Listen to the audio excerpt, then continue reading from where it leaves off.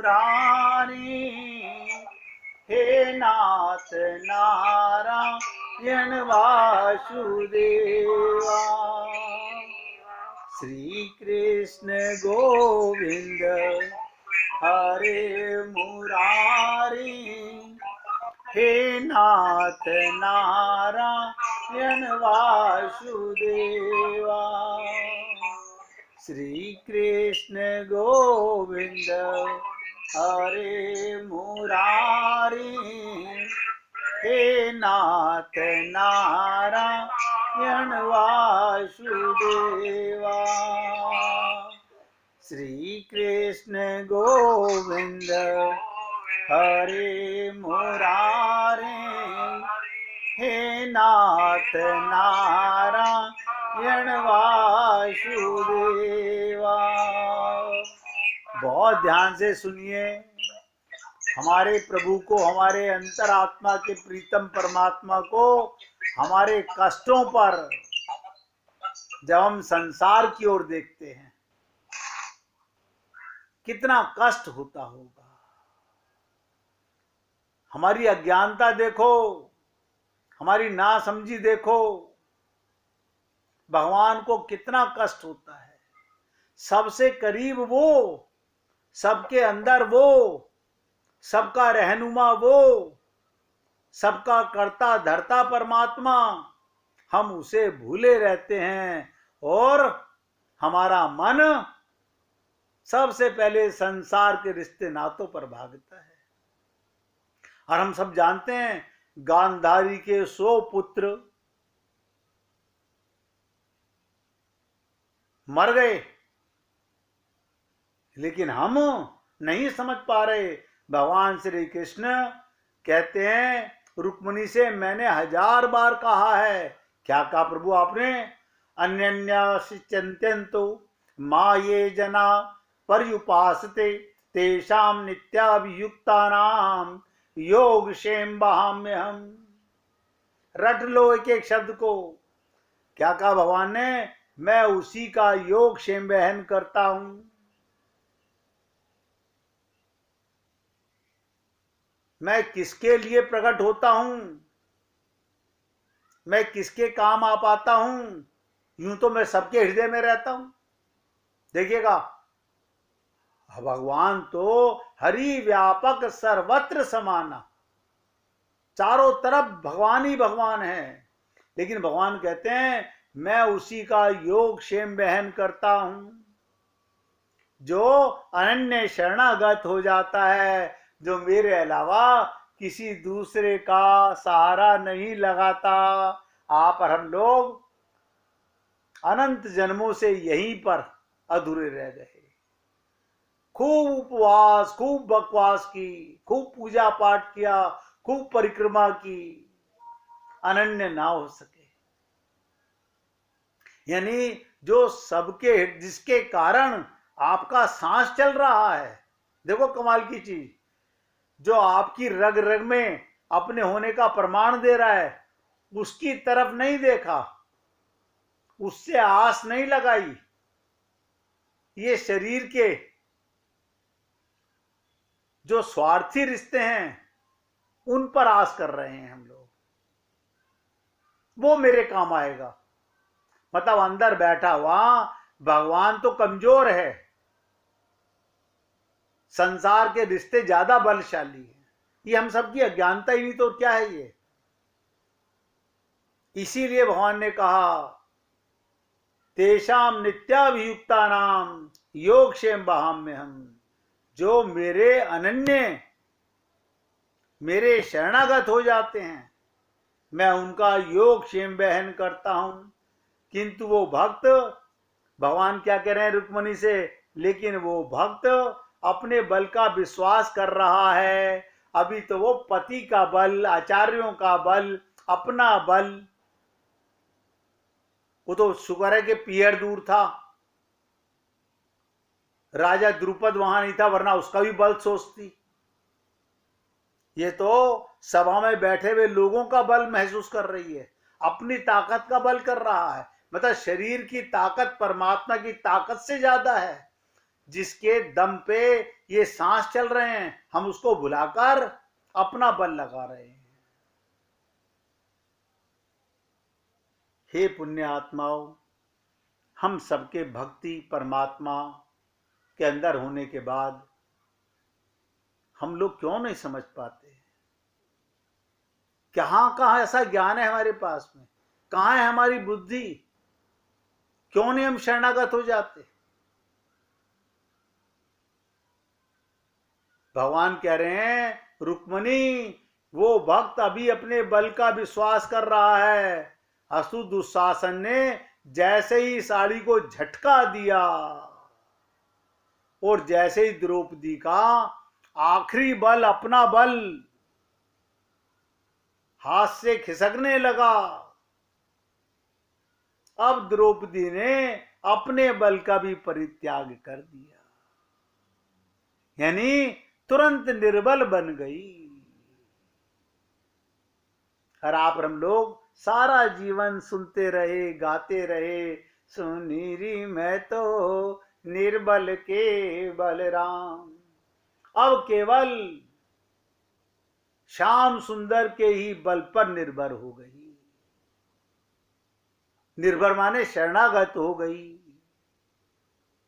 एक सेकंड लगी, सारे झटके एक पल में भरी सभा में सामने बैठे बैठे निकल गए। पति मरे नहीं थे, पांचों जिंदा थे। भीष्म पितामह, द्रोणाचार्य, कृपाचार्य, ये सब मरे नहीं थे, सामने बैठे थे। लेकिन बुद्धि में तो बैठे होते हैं। हमारी बुद्धि कितनी संकीर्ण है। बस भगवान कहते हैं, जैसे ही अनन्य हो गई, अम्बरावतार हो गया, अर्थात चीर बढ़ाने के लिए भगवान तत्क्षण। कभी सुना था आज से पहले? द्रौपदी की इस लीला से पहले किसने सुना था कि भगवान अम्बरावतार भी हैं? भावार्थ ये है, उपासना में अनन्यता प्रमुख है, प्रमुख है, प्रमुख है। सब नोट कर लें।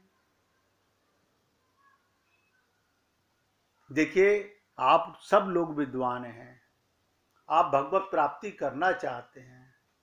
मैं तो ऐसा महसूस करता हूं कि शायद मुझ में ही कुछ कमी होती होगी। मैं आपकी सेवा में वो सब सेवा नहीं कर पा रहा।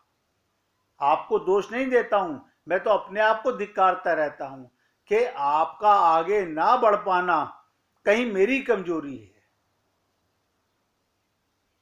अन्यथा आप तो रोज समय दे रहे हो, पूरा समय दे रहे हो। आप तो भगवत प्राप्ति करना ही चाहते हो।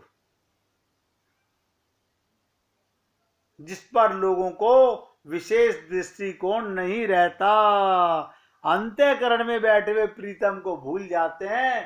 पहले एक बार उनको फोन कर लीजिए, एक बार उनको फोन कर लीजिए, एक बार उनको देख लीजिए, वो भी, उनसे भी पूछ लीजिए वो क्या सहायता करेंगे, वो क्या सहायता करेंगे। अरे बाबा, ये सारे सहारे बुद्धि के हैं। एक भरोसो एक बल, एक आस विश्वास। आपके हृदयेश्वर में आपका प्रीतम परमात्मा विराजमान है। इसलिए हे पुण्य आत्माओं, अनन्यता पर मैं सटीक बात बता करके आपको निवेदन करना चाहता हूं कि अपनी बुद्धि का बल मत लगाया करो।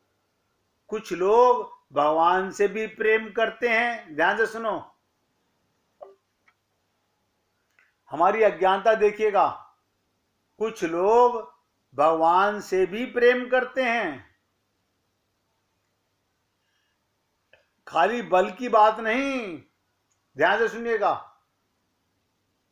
संसार के बहुत से लोग कहां पर कमजोर हो जाते हैं? भगवान से भी प्रेम करते हैं, किंतु साथ साथ अन्य देवी देवताओं का सांसारिक रिश्ते नातों से भी प्रेम करते हैं।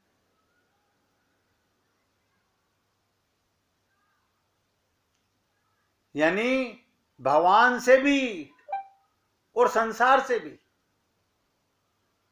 अतएव भगवत प्राप्ति नहीं हो पाती हम लोगों को। ये पहला जन्म नहीं है मनुष्य जन्म, अनंत बार आप और हम लोग आ चुके हैं। हमें ये ध्यान रखना चाहिए, एक मन है। हम लोगों को ये विशेषकर ध्यान रखना पड़ेगा, एक मन है,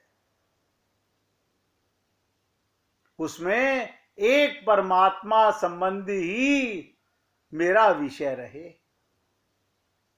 अन्य माइक तत्व सत रज तम संबंधी तत्व ना आने पाए। सब नोट कीजिएगा। कोई कितना ही सात्विक हो, कितना ही पैसे वाला हो, कितना ही क्रूर हो, इन संबंधों पर इतना विश्वास मत कीजिए। आजकल देखा जाता है उपासक लोग अन्य देवी देवताओं की भी उपासना साथ साथ करते रहते हैं और भगवान की भी करते रहते हैं। और यदि अवसर देखा जाए तो न जाने कहां कहां, जहां कोई भी इधर उधर के लोग रिश्तेदार बता देते हैं, वहां पर भी जाके करने लग जाते हैं। संपूर्ण शक्तियों की उपासना करने पर भी भगवान की उपासना नहीं मानी जाएगी। किंतु नोट करें, एक भगवान की उपासना कर लेने पर सारी शक्तियां की उपासना मान ली जाती है। कैसे? आप पेड़ के जड़ में जल दीजिए, सारे पत्तों सारे डालियों पर पानी देने की जरूरत नहीं है।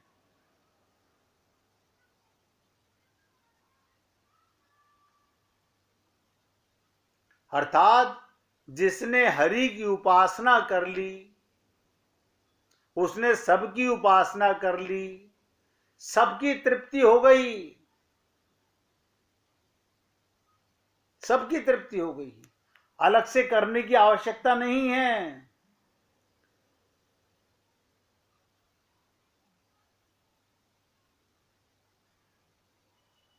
कबीर जी तो क्या कहते हैं, जिमी घट प्रेम न प्रीति रस। जिसके हृदय में, जिसके दिल में प्रेम प्रीति रस ही नहीं है, पुनि रस ना नहीं नाम, ते नर या संसार में उपजी भय बेकाम। उनका तो आना ही बेकार रहा संसार में। क्या मतलब? जिसके दिल में प्रेम नहीं है, जिसने कभी किसी से प्रेम से बात नहीं की, किसी के सामने प्रेम व्यक्ति नहीं किया, जो रोया ही नहीं, जिसने कभी प्रेम से भगवान राम का नाम, गोविंद का नाम लिया ही नहीं, प्रेम से नहीं लिया, मुख से जरूर लिया, उसका जन्म व्यर्थ है। वो धरती पर आया ना आया के बराबर है।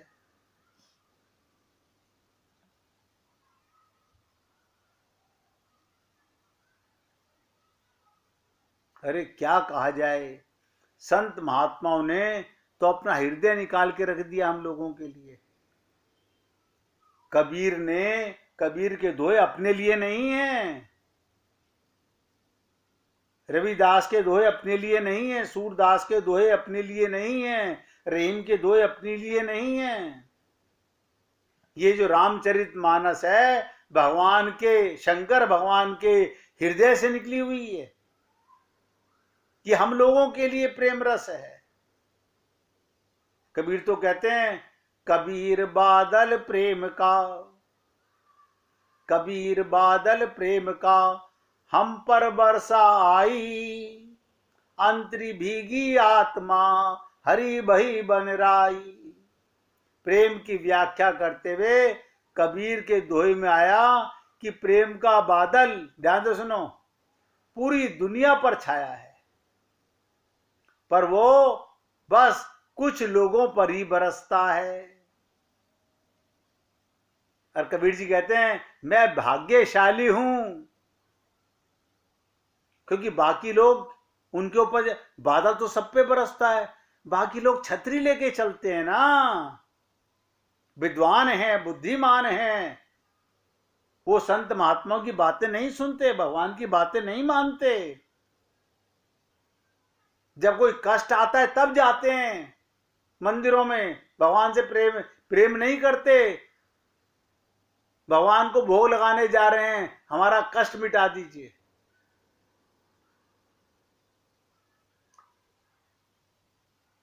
कबीर जी देखो संत क्या कहते हैं, मैं भाग्यशाली हूं, मेरे ऊपर प्रेम के बादल बरसे हैं और सब कुछ हरा भरा हो गया। क्या मतलब, समझ नहीं आई बात। बादल तो ये देख के बरसता है किसके ऊपर गिरूं किसके ऊपर नहीं गिरूं, वो तो बराबर बरस रहा है सबके ऊपर। सूर्य है, सब पे प्रकाश दे रहा है। बुद्धिमान लोग जरूरत होती है तो सूर्य का प्रकाश ग्रहण करते हैं, वरना पर्दे डाल लेते हैं मोटे मोटे। ये बुद्धि के पर्दे हैं। कबीर जी कहते हैं मेरी अंतर आत्मा तृप्त हो गई है, और आपका हमारा मन तृप्त होता है, अंतर आत्मा नहीं होती। क्योंकि मेरे को तो इतने लोग मिले, जब उनसे बात करो ना अंत आत्मा की, वो ये कहते हैं आत्मा क्या होती है, आत्मा क्या होती है। यानी जिनको पूरा जीवन जी लिए, लाखों करोड़ों अरबों खरबों रुपए कमा लिए, ये पता ही नहीं कि मैं कौन हूं। अब बताइए, ऐसे लोगों को पशु नहीं कहा जाए तो क्या कहा जाए। और कबीर जी कहते हैं अंतरी भीगी आत्मा, ये प्रेम रस है, आत्मा का रस, आत्मा का भोजन। हे राम, शरीर का भोजन तो बहुत किया, आप लोगों को, हमको पता नहीं है। अगर हमने जितना अब तक भोजन किया है, एक जन्म की, इसी जन्म की देख लीजिएगा। अगर आपका बचपन से लेके अब तक का हिसाब लगाया जाए, तो जिस बिल्डिंग में, जिस मकान में, जिस एरिया में आप रहते हैं, वो सारा भर जाएगा, जगह कम पड़ जाएगी, इतना खा चुके हैं आप। लेकिन अभी भी भूखे के भूखे। और कबीर जी क्या कहते हैं, मैं भाग्यशाली हूं, मेरे ऊपर प्रेम के बादल बरस गए और सब कुछ हरा भरा हो गया। अंतरी भीगी आत्मा, भरी हरी भई बनराई, सब कुछ हरा भरा हो गया।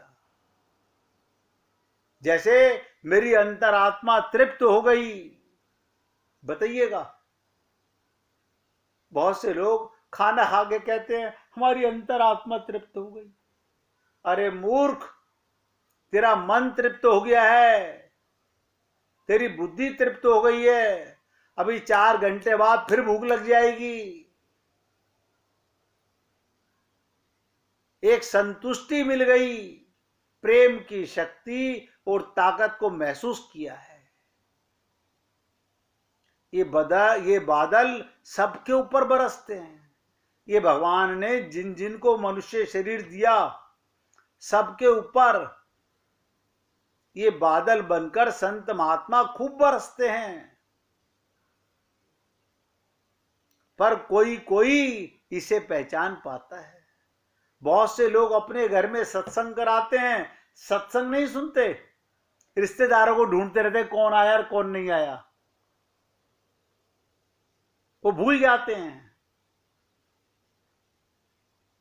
खाना क्या बनाया, कैसे खिलाया जाए। वो संत के आने से और जाने तक उस बादल की बरसात को पी नहीं पाते।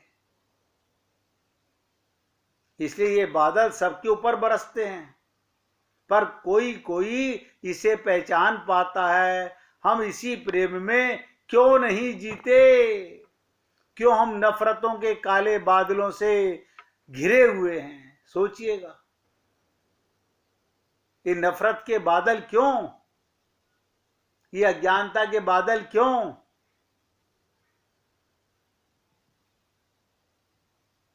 इसलिए अभी अनन्यता की बात खत्म नहीं हुई है। अभी अनन्यता पर कल भी चर्चा करेंगे। क्यों? सुनते सुनते तो बहुत दिन हो गए। मैंने कहा ना, साधना विफल गई, पूजा विफल गई, हमारे पाठ विफल गए, हमारी प्रार्थनाएं विफल गई। बताइए, जब अंदर प्रीतम बैठा है, सबसे करीब बैठा है, सबके बैठा है, हम बाहर आसरा ढूंढ रहे हैं।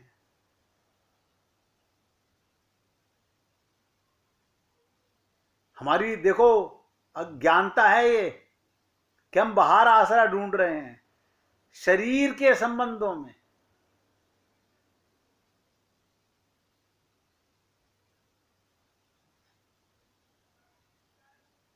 बल्कि सच्चाई तो यह है, मनुष्य शरीर में आकर जिसने इस दुनिया में, जिस व्यक्ति ने प्रेम का स्वाद नहीं चखा, उसने कुछ नहीं चखा। जिसको टीस हृदय में नहीं लगी, बिना प्रेम के इंसान वैसा होता है जैसे बिना मनुष्य के घर। बताइए, वो घर उजाड़ कहलाता है जिसमें कोई नहीं रहता। हमें सबके साथ प्रेम करना चाहिए। अब प्रेम ही हमारे जीवन की धुरा होनी चाहिए। बिना प्रेम के आप दुनिया में हैं या नहीं बराबर है। इसलिए अभी तो केवल प्रेम की चर्चा चल रही है। मोह माया की चर्चा भी बताएंगे आपके साथ में कि हम कैसे कैसे अपनी बुद्धि को, कैसे अपने मन को मोह माया के जंजाल में जकड़े हुए हैं।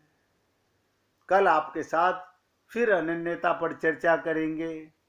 आज अपने सत्संग को यहाँ विराम दे रहा हूँ और सभी पुण्य आत्माओं को निवेदन कर रहा हूँ, आपके सबके हृदय में हरि व्यापक है, 24 घंटे रहता है, वो सोता नहीं है, आपका दृष्टा है, आपके पल पल का हिसाब नोट करता है, उसी का हमें फल देता है।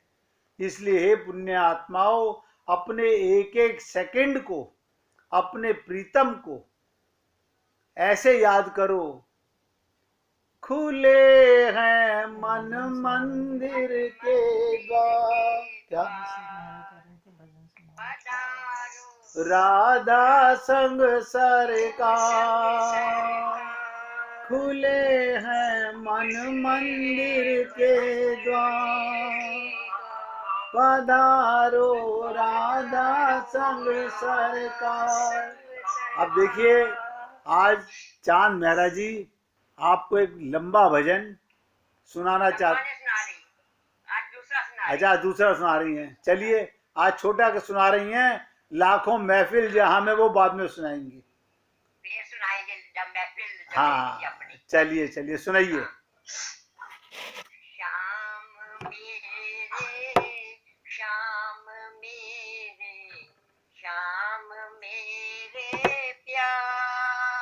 मेरे, श्याम मेरे, श्याम मेरे प्यारे, श्याम मम स्वामी सखा सुत, श्याम मम प्रिय प्यारे, श्याम मम स्वामी सखा सुत, मम प्रिय प्यारे, श्याम मेरे, श्याम मेरे, श्याम मेरे प्यारे, मेरी गति तुम, मेरी मति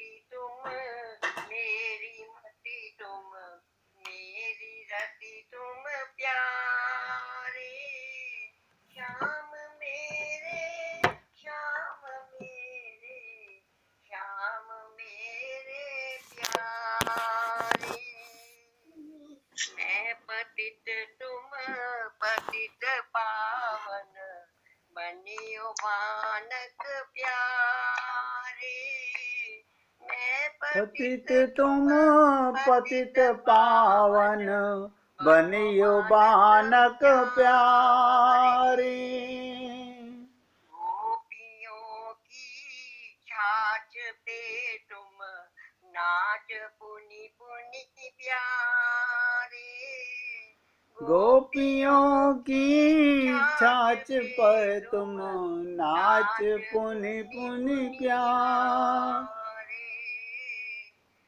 श्याम मेरे श्याम मेरे श्याम मेरे प्यारे श्याम मेरे श्याम मेरे श्याम मेरे प्यारे नाम गाऊं रूप ध्याऊं अस कृपा करो प्यारे नाम गाऊं रूप ध्याऊं अस करो कृपा करो प्यारे तुम मेरे थे हो रहोगे है भरोसा प्यारे तुम मेरे थे हो रहोगे है भरोसा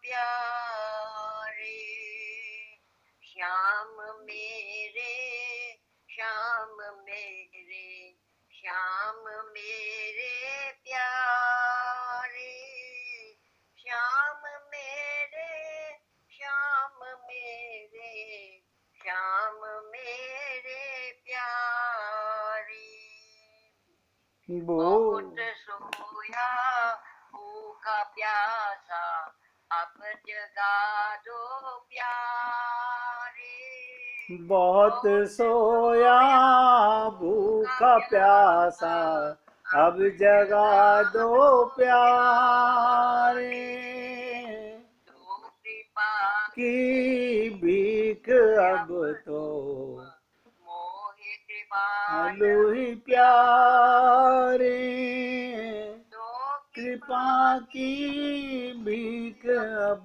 तो मोहि कृपा आलू ही प्यारे श्याम मेरे श्याम मेरे श्याम मेरे प्यारे श्याम मेरे श्याम मेरे श्याम मेरे प्यारे बोलिए वृंदावन बिहारी लाल की जय जय जय श्री राधे जय जय श्री राधे बोलिए लाल जी का मंगल हो सभी भक्तों का मंगल हो सबको राधे राधे भैया सबको राधे